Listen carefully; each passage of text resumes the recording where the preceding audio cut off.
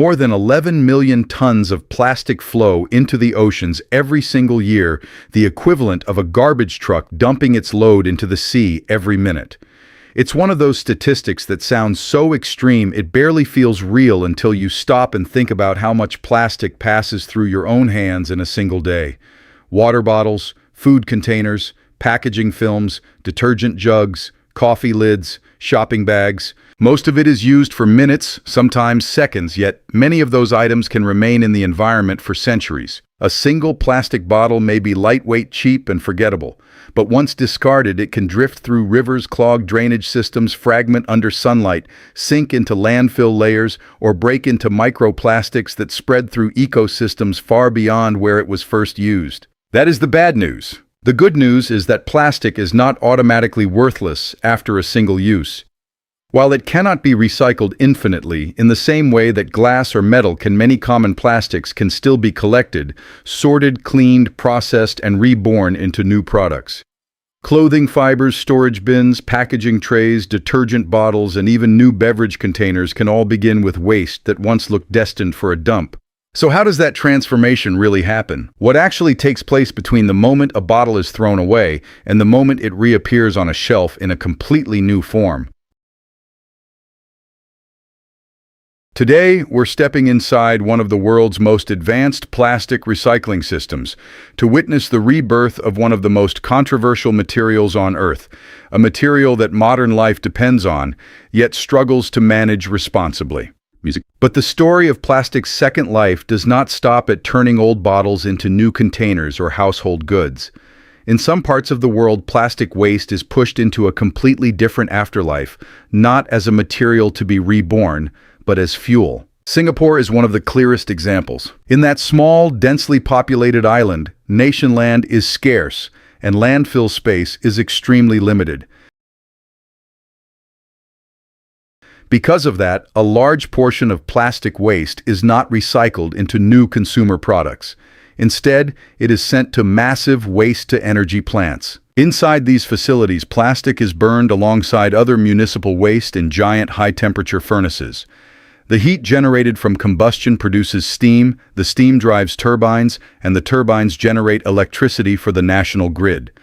At the same time, the overall volume of waste is reduced dramatically, in some cases by as much as 90%. For a country with almost no room to expand its landfills, that trade-off is seen as practical. Waste is reduced, energy is recovered, space is saved. This waste-to-energy model is already widely used in parts of Europe and Japan as well, but it has not spread everywhere.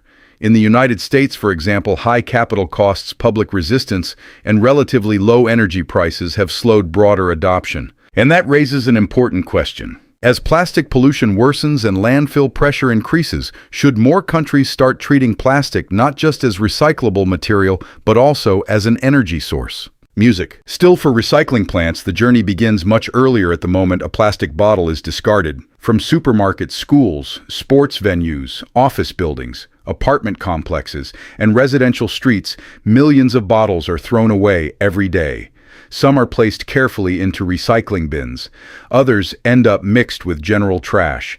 And that difference matters more than most people realize. Because recycling is not just about whether a material is technically recyclable, it is about whether the system can realistically recover it in a clean enough condition to process it economically. In some U.S. states, such as California, Oregon, and Michigan, deposit return systems help solve part of that problem. Consumers pay a small deposit when purchasing a bottle, then get that money back when the empty container is returned. That changes behavior immediately. The empty bottle stops being mere waste and becomes an item with direct cash value. As a result, collection rates in deposit states are often much higher than in places that rely only on curbside recycling. Collection crews and specialized trucks move through cities and towns every day, gathering material from drop-off points, recycling centers, and municipal programs. At transfer stations, the waste is unloaded, compacted, and often formed into dense bales or bulk loads for transport to larger processing plants.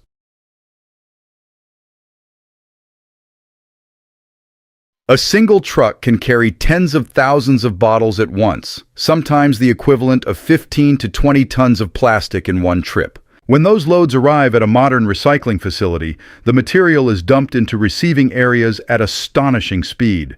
Conveyor belts, hoppers, and tipping systems unload whole truckloads in minutes. Suddenly, the floor is covered in waves of clear green, blue, and white plastic containers, forming mountains of apparent disorder under warehouse lights. To the untrained eye, it looks like a mess. To the recycling plant, it is inventory. It is the beginning of another production cycle. Music. The first major challenge is transforming that chaotic mix into a clean, consistent stream of usable plastic. And that starts with sorting. Most people think of plastic as one category.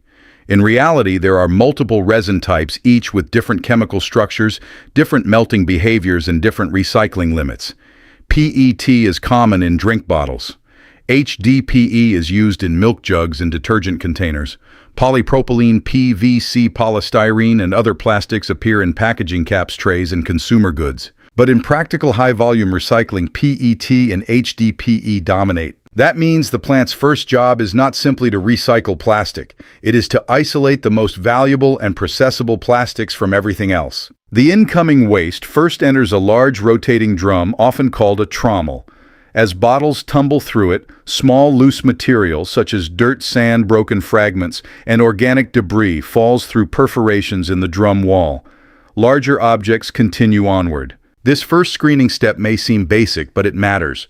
The cleaner the stream becomes early on, the more efficient every downstream process will be. From there, the material moves on to conveyor belts where manual and mechanical sorting work together. Workers stationed along the line remove obvious contaminants, aluminum cans, cardboard, plastic, film, food trays, textiles, and anything else that does not belong.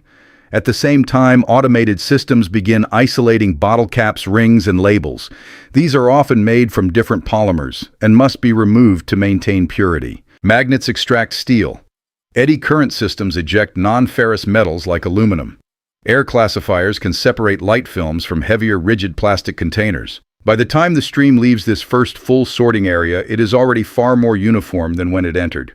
What remains is mostly bottle bodies and rigid containers, cleaner, more predictable, and much more valuable. Then comes shredding. Inside the grinding chamber, heavy-duty blades spin at high speed, slicing bottles into flakes.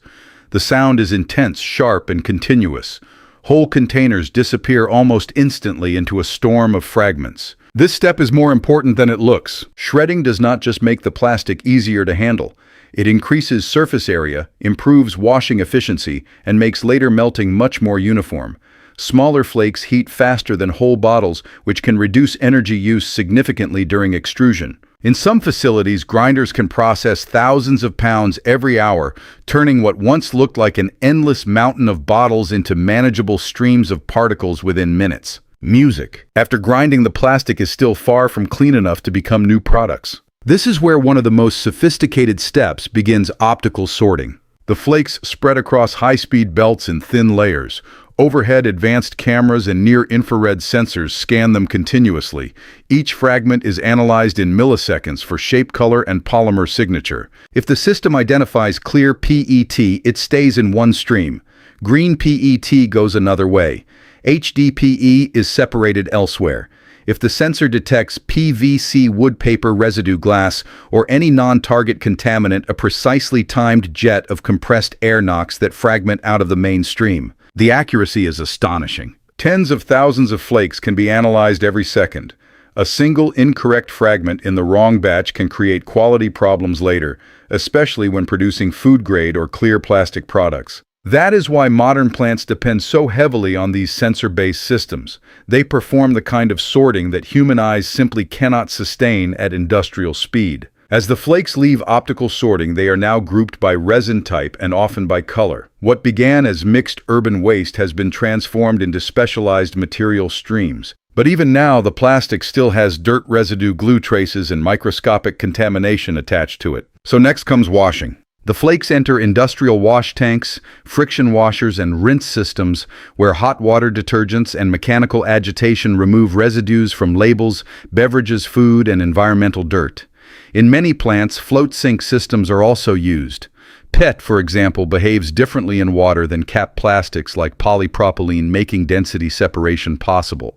This stage is crucial. The cleaner the flakes, the higher the quality of the final recycled pellet. After washing, the flakes are dried thoroughly using centrifuges, heated air systems, or mechanical drying lines.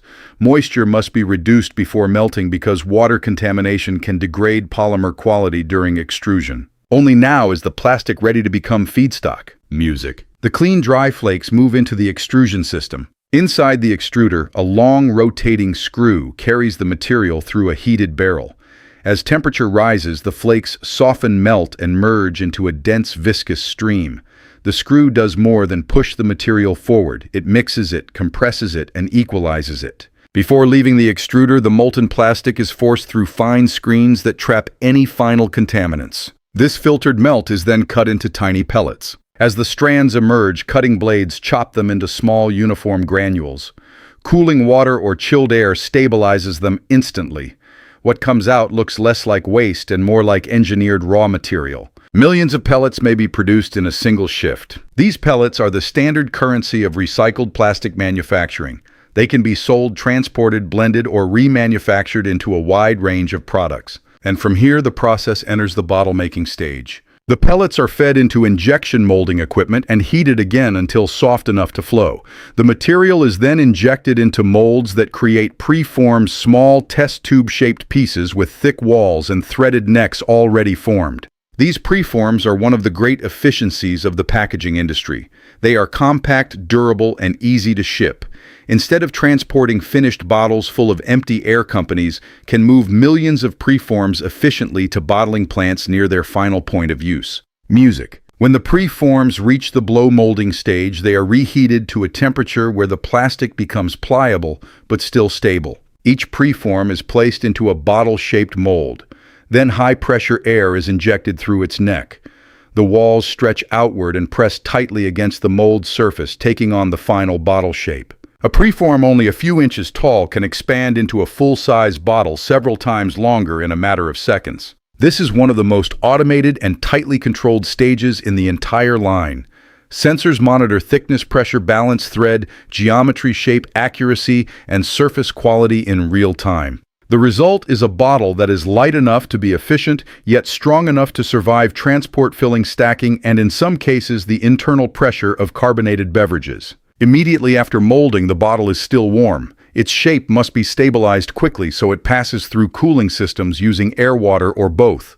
In many advanced plants, the excess heat from this stage is recovered and reused elsewhere to improve efficiency. Once fully stabilized, the bottle moves into final inspection. Cameras search for cracks, bubbles, warping, or dimensional flaws.